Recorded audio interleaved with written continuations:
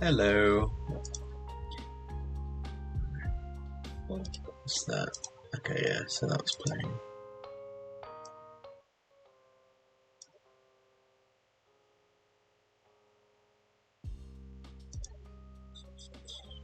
Music down. Cool. Right, let's go.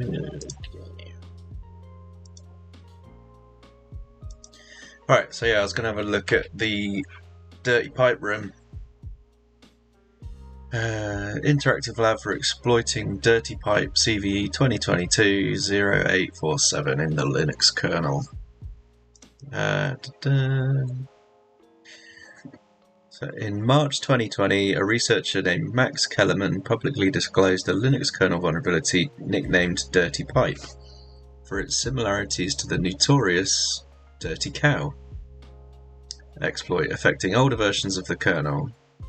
That allowed attackers to arbitrarily overwrite files on the operating system. The vulnerability was responsibly disclosed in early 2022 and was publicly released in a blog post written by Max Kellerman soon after patches were made available. So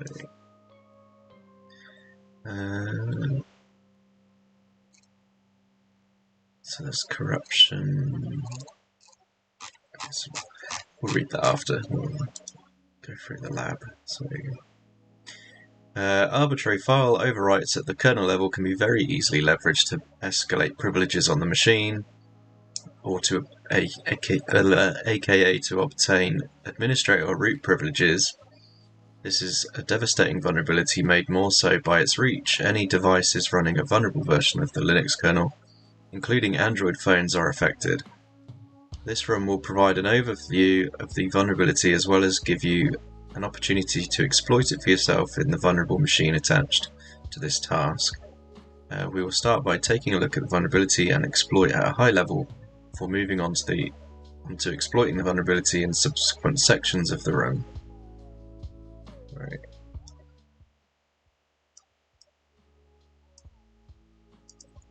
Let's turn this down a bit more.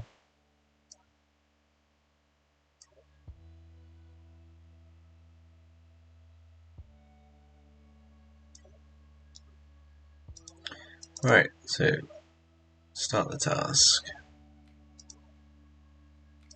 Oh cool, it's in the browser, so I don't need to run anything.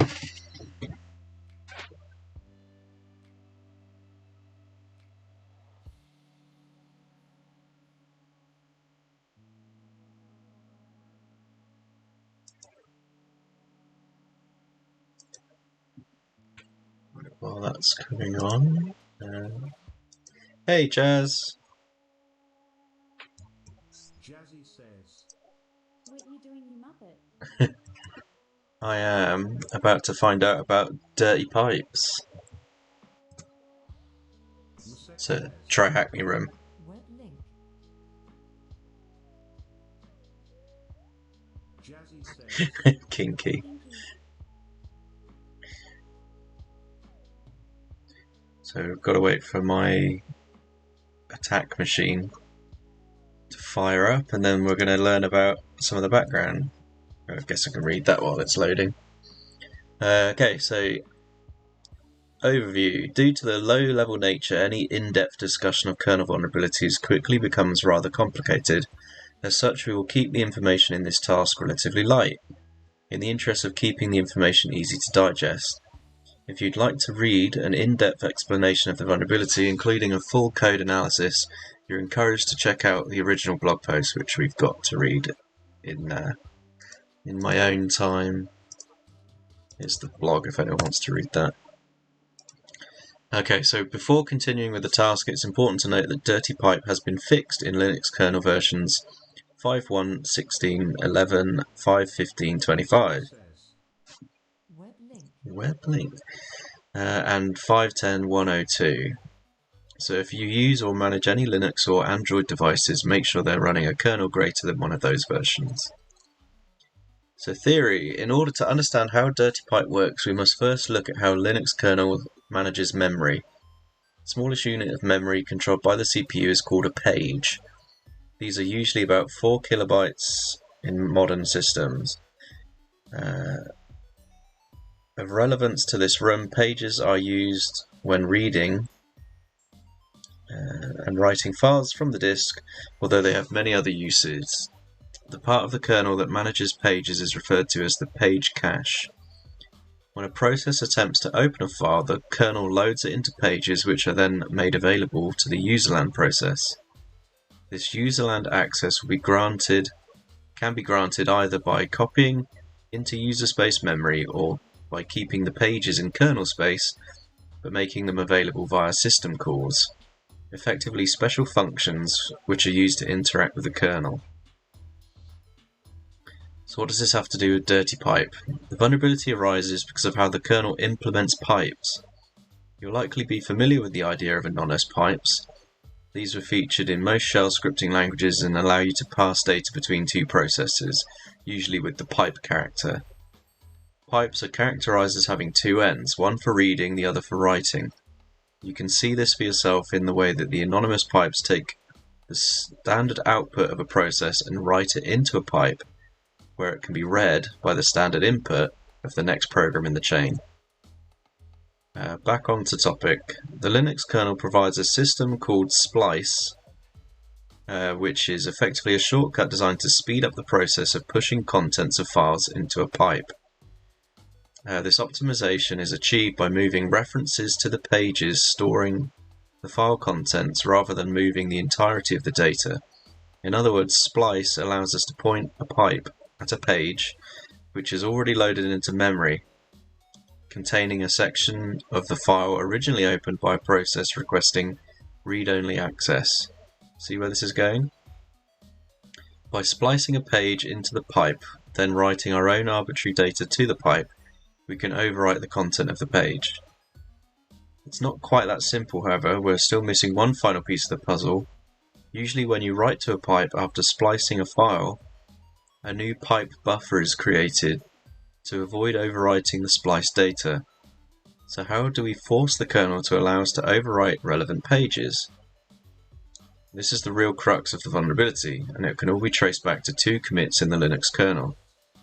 Bug was introduced in Linux kernel 4.1.49 in 2016, which allowed pipes to be created with arbitrary flags. None of the flags available at the time were in any way dangerous, so this wasn't an issue, until Linux kernel 5.8 in 2020 added a new flag, pipe buff flag can merge. In simple terms, this flag tells the kernel that the page can be updated without forcing a rewrite of the data.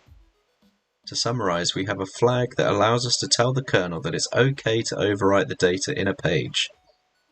We have a bug that allows us to specify arbitrary flags for a pipe, and we have a system call that inadvertently allows us to point pipes at page buffers which were opened as read-only. What could possibly go wrong? But simply, the exploit first opens a target file with the read-only flag set. In order to do this, we must choose a file that we have permission to read. The exploit then prepares a pipe in a special way, forcing the addition of pipe buff flag can merge flag. Next, it uses splice to make the pipe point at the desired section of the target file. Finally, it writes whatever arbitrary data that the user has specified into the pipe, overriding the target page by merit of pipe buffer over flag can merge flag. So the effect, what does this mean? In short, it means that with the right code, we can arbitrarily overwrite any file or on the system, provided we can open it for reading. In other words, if our user has read access over the file, regardless of other permissions or mutability, then we can also write to it. Interestingly, this also applies to the read-only file systems, or otherwise protected files which the kernel would usually stop us from writing to.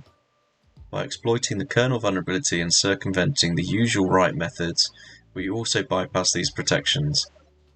It's important to note that the changes will not actually be permanent until the kernel chooses to reclaim the memory used by the page, at which point the page gets dumped to the disk. Restarting the device or clearing the page cache manually before the kernel reclaims the memory will revert the file back to the original contents. Fortunately, the remediation for this vulnerability is very simple. Just update your kernel.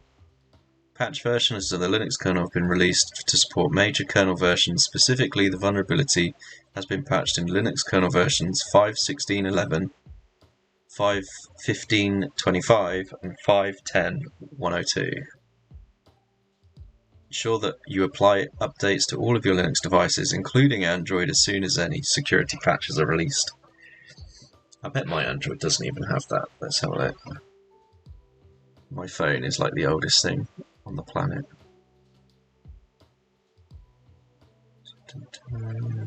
Settings.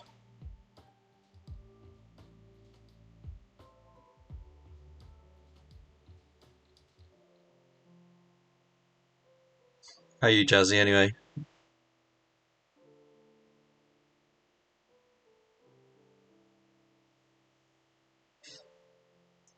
Kernel so my kernel version's like ancient.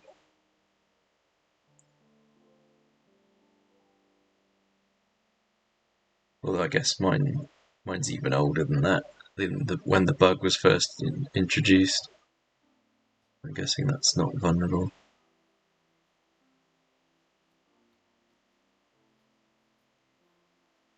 Cool. It's interesting. Jazzy says, Not bad. Corporate Italian overlords want to buy a shitload of those Microsoft Surface hubs for our new offices. So I'm going to start shopping around to support those.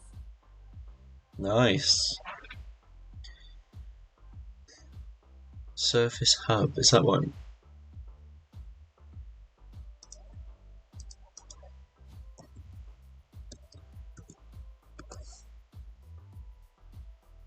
Oh, it's like a whiteboard. Is that right?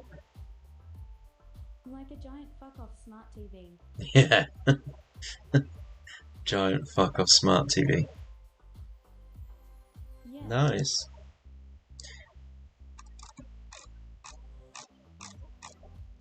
Your firm's got too much money, dude.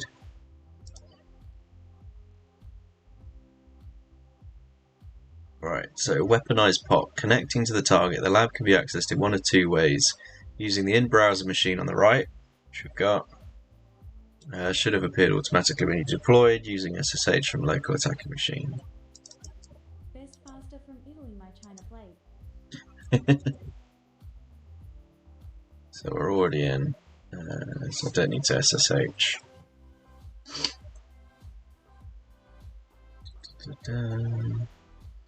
In the previous task, we looked at the background of the exploit and how it works. In this task, we'll be exploiting the vulnerability for ourselves. A copy of Max's original proof of concept exploit code, originally found in the disclosure blog post, can be found on the target machine.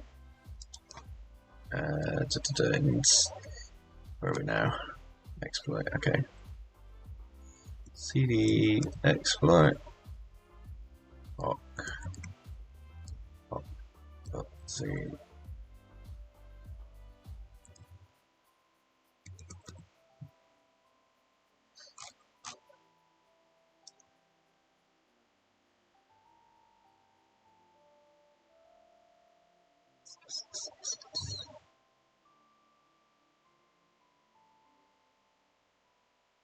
It's not actually that big, is it?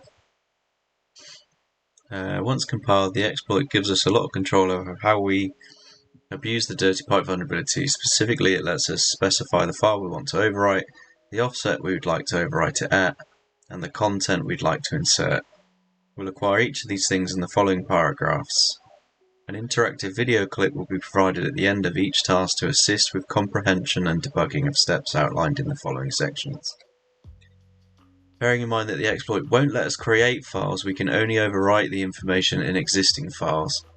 We first need to find a file that our user can read, but still allows us to elevate our privileges. The obviously easy choice in these conditions is etc password. While password hashes are usually stored in the restricted access etc shadow file in modern Linux systems, as opposed to being stored traditionally in etc password, Most Linux variants still do still check to see if an account password hash are given in etc password. This means we can write a user with root permissions and a known password hash directly into the password file. If you are familiar with privilege escalation due to writable etc password, skip to the next paragraph. Otherwise, click on the box below to read more about this. That's fair enough. Let's generate a password hash and form a valid password, a passwd entry before moving on. Pick a password, then use OpenSSL command to create a SHA-51 crypt hash of the chosen password. So let's copy that.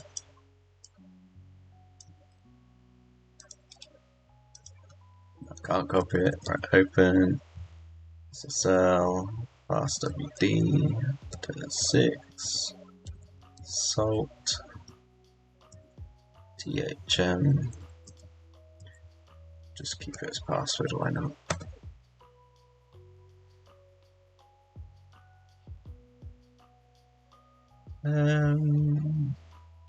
Let's actually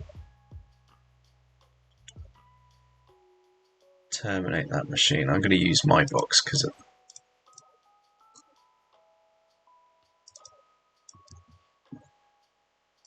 I want to be able to copy and paste stuff. SSH try at me. What's the machine IP?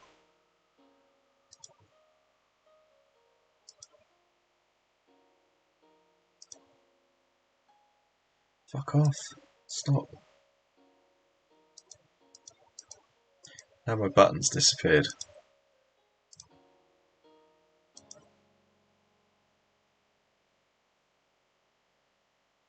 No, I don't want the fucking box. Use Kali. Start.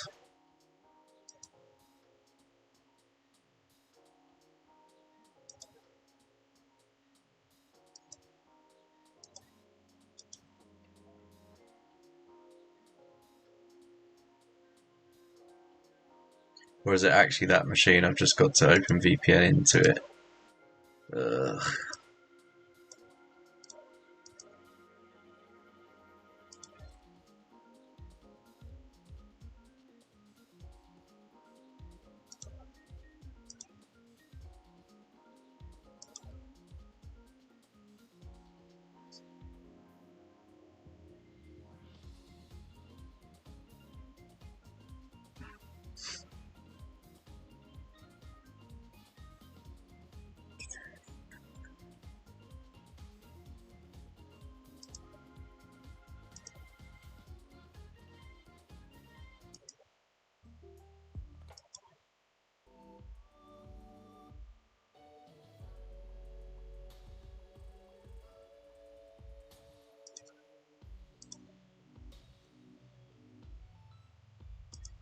Hierarchi says, I got your dirty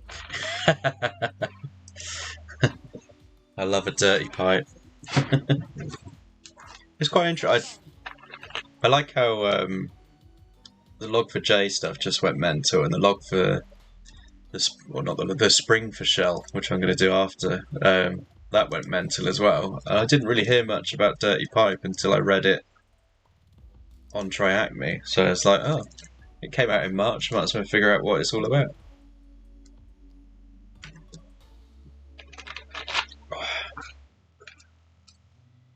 Drinking some Scottish beverage today. Seen that before? I am brew.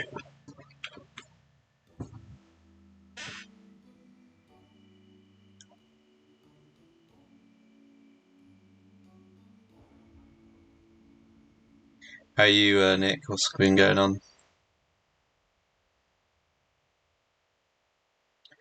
Finally got my box. Yeah. Jazzy says, Often described as Scotland's other national drink. As opposed to, what's their other drink? Oh, I like that. How do I get rainbow text? I want it. Scotch. Oh, yeah. Alcohol. Hierarchi says, How come it lets me copy stuff now? It didn't earlier. Alright, well let's...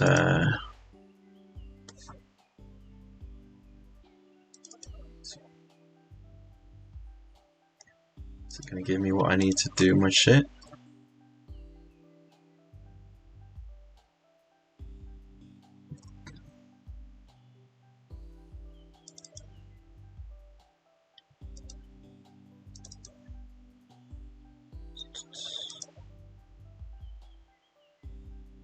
This is a Kali VM, isn't it? Not a... What sodding box is it giving me now? Start machine. Right, okay, yeah, I started the wrong fucking one, didn't I? Thank you for the subscription. Oh, hey dude, how you doing? Thank you for the sub. So I don't need the attack box, that can go.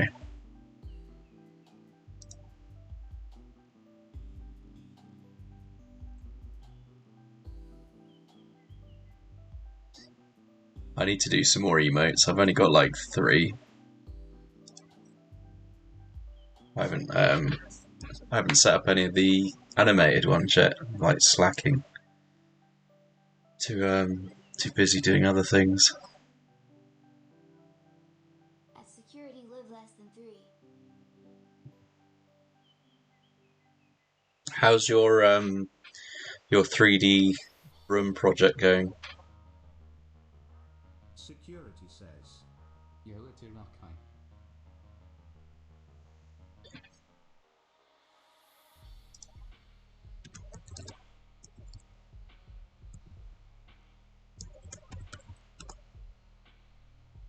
Nightbot says. Please go check out Security Live app. Hey, They're printing a relying on batarang. science and technology. Security says.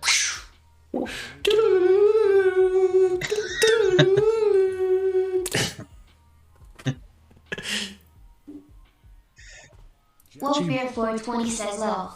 Translated from Indonesian. How'd you sign up? You go onto Security Live and you click subscribe and you throw money at him. Somebody got that anyway. Like if you watch the old school Batman, the cut sequences with the The pow! do they do that in the movies too? I don't know. They don't do it in the movies. Transition screen. Well, aside from the obvious. Oh, good idea. Underscore and underscore NC says pal. You need to bring back a transition screen with the bat logo.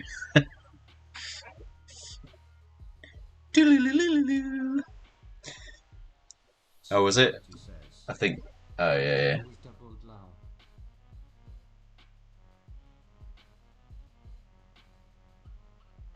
Yeah, I think I've got desktop playing this shout out panel stuff. Oops.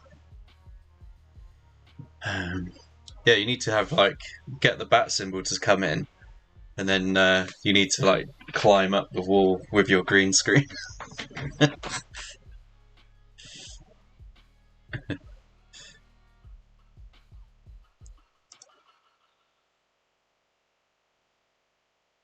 Connection error.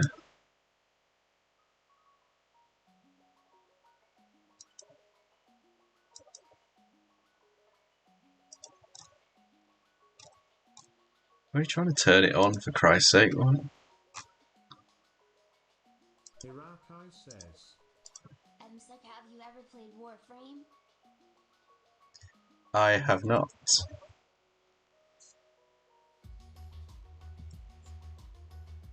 I can connect. There we go. Right, so we've got the SSH. Well now. I know, I'm such a shit gamer. If it's not like Zelda or Skyrim or something, then I don't play it. It's free. Password is try hack me 1, 2, 3 bang.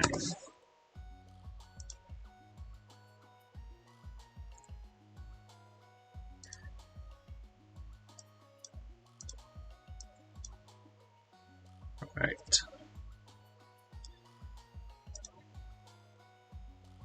So we've got the exploit code. Where were we? Oh yeah, so we need to create a password hash.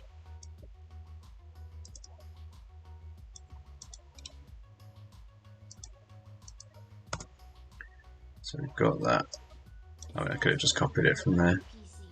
It's survived 9 years and only gotten better with age.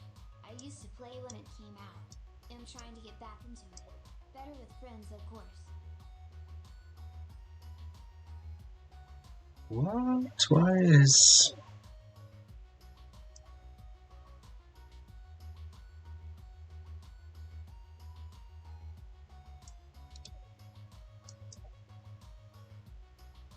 Okay, alright, let's get notes.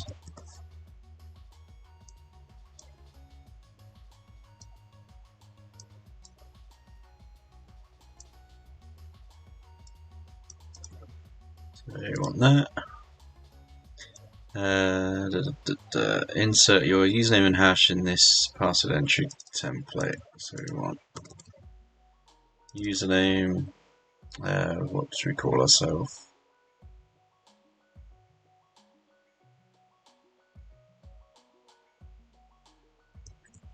Just do MSec. MSec hash 00 root bin bash.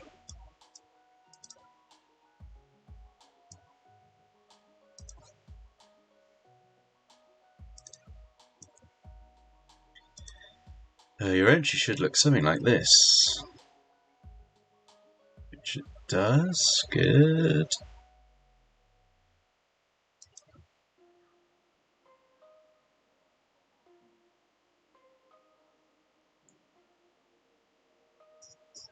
Zero zero. So yeah, good. Note the password tryhackme has been used to generate the example above. As we're overwriting existing entries in the password file, they also need to add a new line at.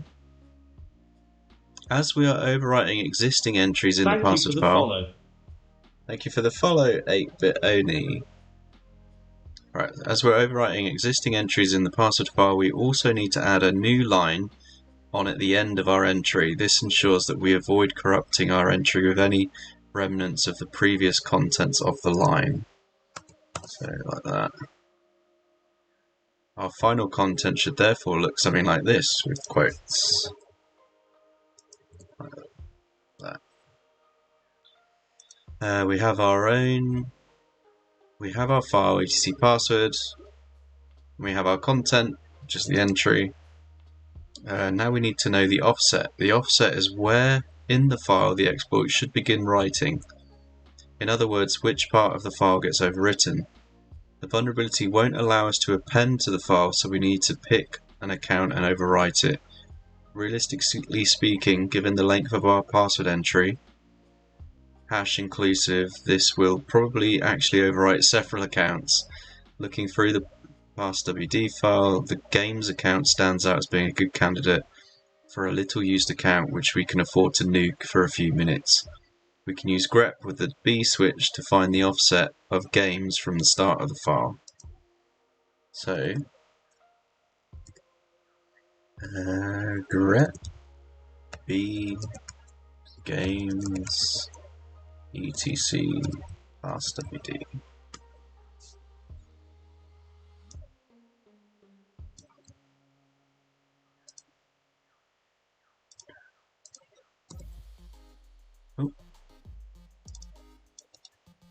Selection. Thank you for the follow. Thank you for the follow, Project DP. How are you guys?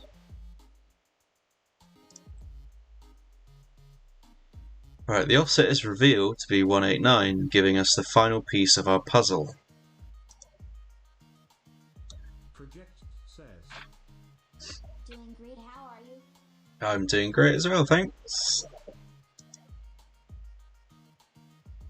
Right, so the program can be compiled using the following commands. So we need to cd into the exploit here. And POC. We need to gcc, so the C compiler, POC C output to exploit.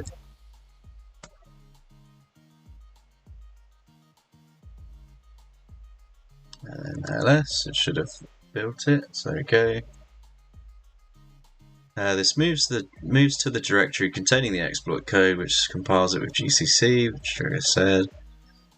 Before we perform the exploit, it's very important that we back up etc password file. This is a disruptive exploit, which will cause damage to the system for a while at the very least. With the password file backed up, we can easily revert the damage after the exploit has been completed.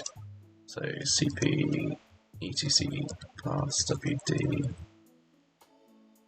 10 pass wd. Right, so now our command should look something like this. So we're going to do /exploit. I'm going to run it against etc pass wd. We're going to go to the 189th character, and then we're going to put in, where's my text?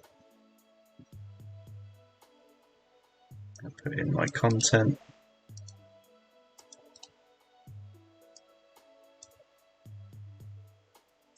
And the entire process is described in the task we'll demonstrate in the clip below. Well, let's just do it. It worked! So if we cat tmp pass wd, so this is what it looked like before. There's games. If we cat etc pass wd, then there's the overrevision that I've done, and then the sort of the bastardization of whatever that was. Actually, no, that's an account, isn't it? PD.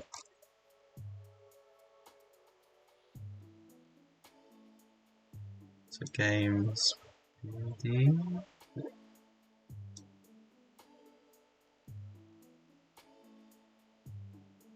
No, it's definitely screwed something up, hasn't it? Something ending in PD, like probably that.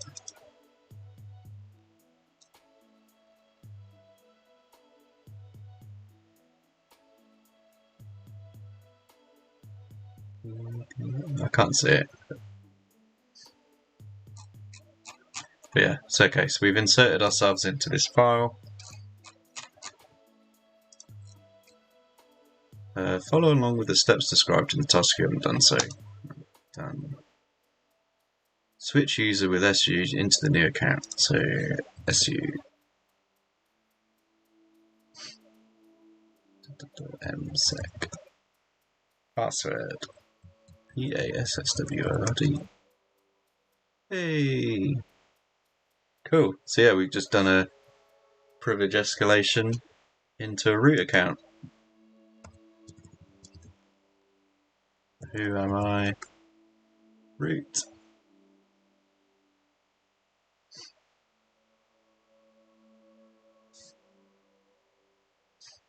What is the flag found at root flag?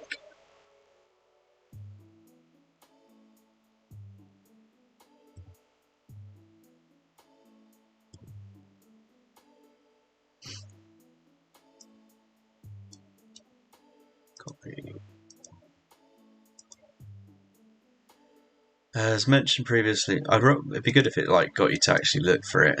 Just be like, so what can you find?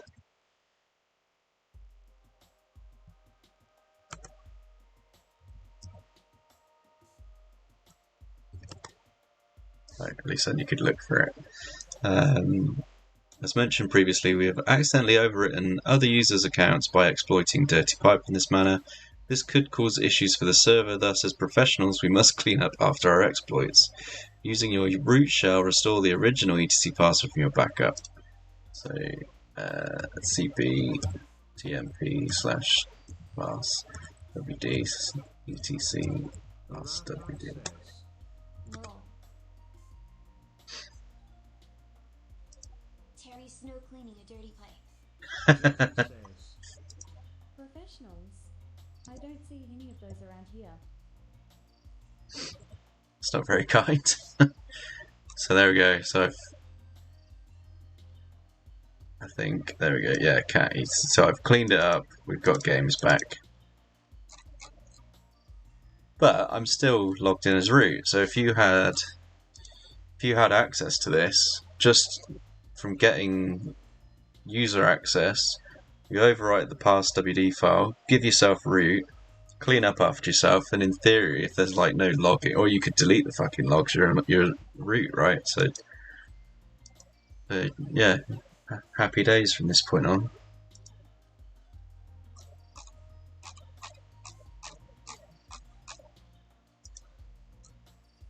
So what else can I do?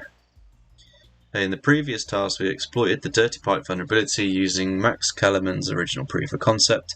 However, other exploits have since been released. The original POC allowed us to overwrite any file with arbitrary data at an offset of our choosing. However, other implementations have abused the arbitrary file write vulnerability in a variety of different ways. To demonstrate this concept, a second exploit script has been added to the lab machine. This can be found on the target at home try-hack-me exploit blasty dirty pipe z. So home try-hack-me exploit blasty. Alright, cool. So as the directory structure suggests, the implementation was coded by @blasty. So go follow this dude if you're not already techno edgelord quality.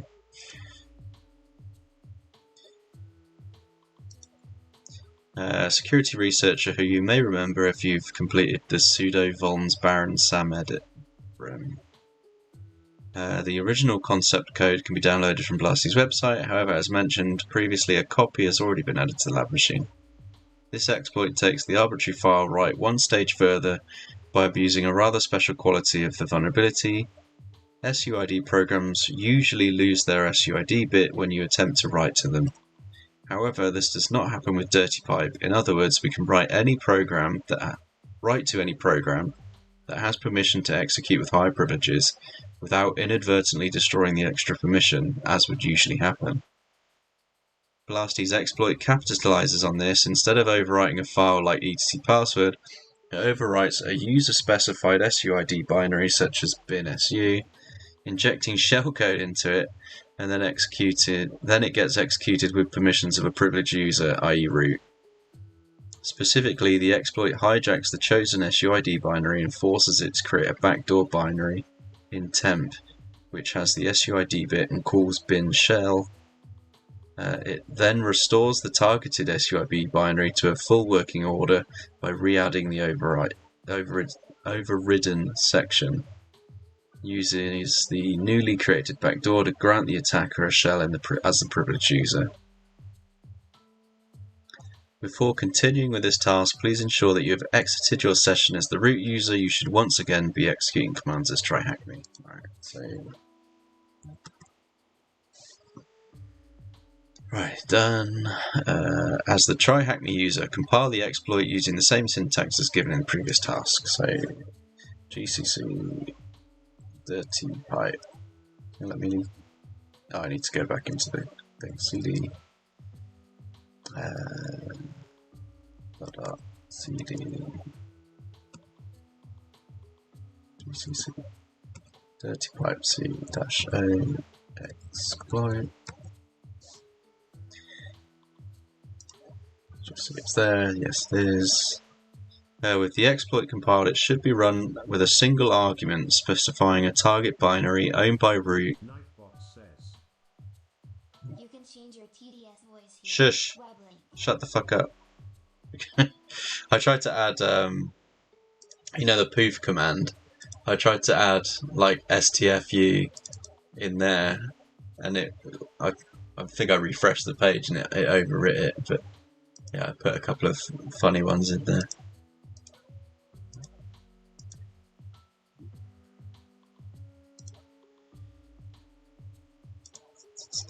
Right, so what was I saying?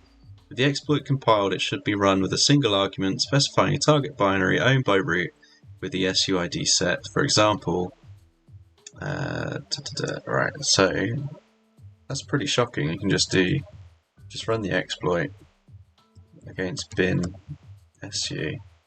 That's it. Pow. So, who am I? Root.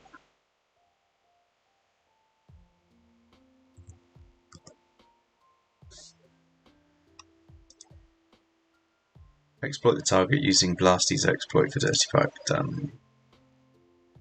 Make sure to clean up after yourself. Does it not do it already?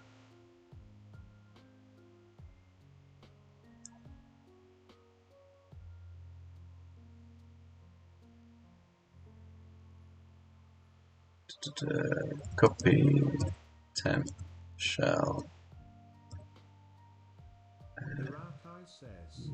Shell. Cannot create regular file text file. Is it okay?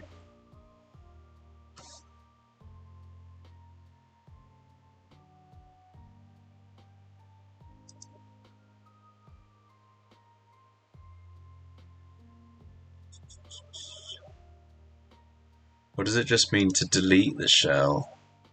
So rm THM.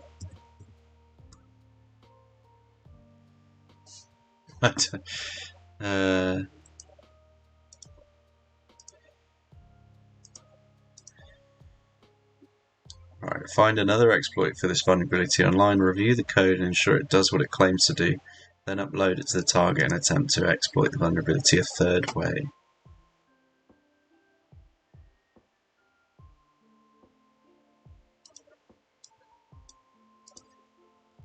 Dirty pipe exploit.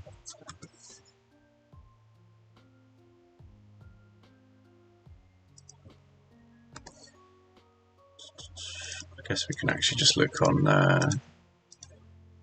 exploit DB.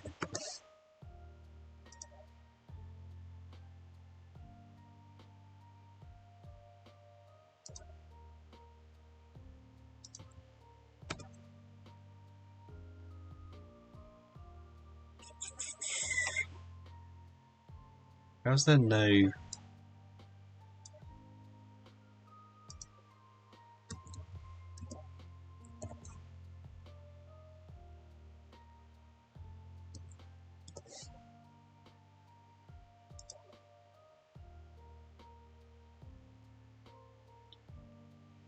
This is the original one, that's not the third one.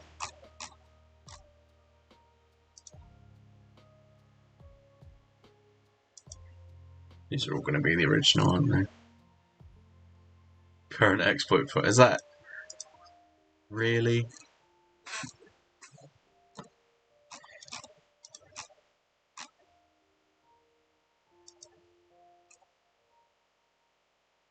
£0 to £5,000 or dollars.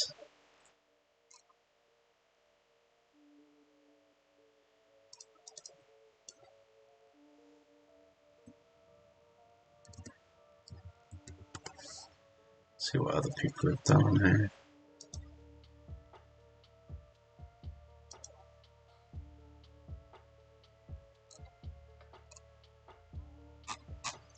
It's just all bloody news sites.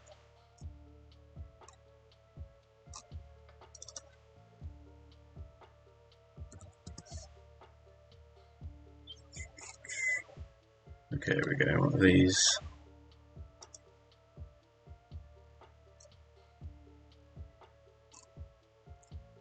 It's got vuln scanners. Overwriting reading files, hijacking SUID binaries. Yeah, it's no good.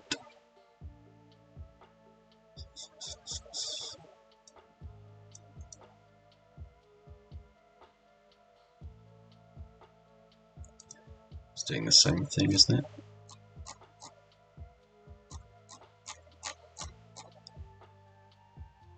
the same as the first one.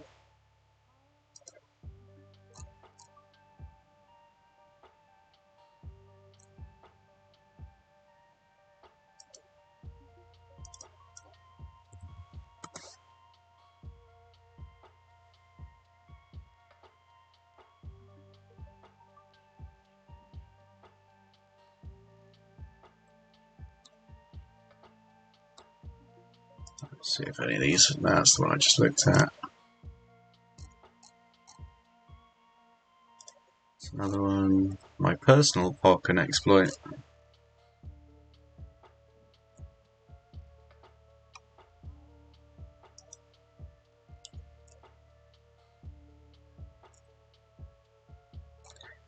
Seems like they're all just doing the same thing.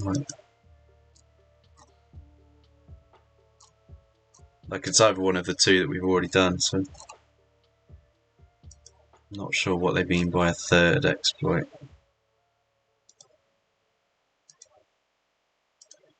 Unless they want me to run it on another app.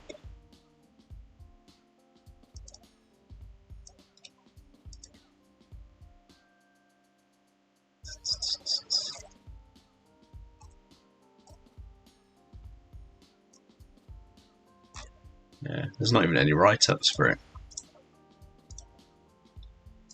Alright, let's just clear that one. You've reached the end of the dirty pipe room. Having completed this room, you should have a high-level understanding of the vulnerability and be comfortable using two of the exploit implementations targeting it. If you want to look at CVE in more detail, you're recommended reading through the blog post. Link to the earlier room. Cool. Yeah, it's pretty sketchy. The like just being able to override files. But yeah, then you get to the SUID sort of maintenance, or maintaining the SUID bit is pretty nuts as well.